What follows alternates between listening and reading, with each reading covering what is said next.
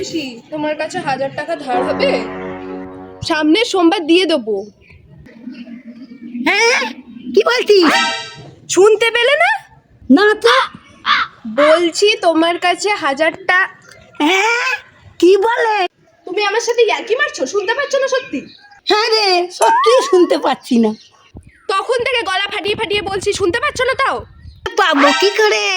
আমি যে চেয়ারটায় বসে আছি, এটা জাপানি চেয়ার। এই চেয়ারে যে বসবে সে কিছুই শুনতে পাবে না। হ্যাঁ, তুমি আমায় পাগল পেয়েছো। এবার কখনো হয় না। বিশ্বাস নয় হয়তো, এখানে বসে দেখ। ওই কিছু বলো এবার। ওই পাড়ার মদনের সঙ্গে তোর ইন্টু পিন্টু চলছে, তোর বাড়ির লোক জানে? কি বলছো? কিছুই তো শুনতে পাচ্ছি না। তাহলে শুনতে পেলি কিছু? পিসি, এ তো বিশাল চেয়ার, কিছু শুনতে পাচ্ছি না। হ্যাঁ, জাপানি চেয়ার বটে।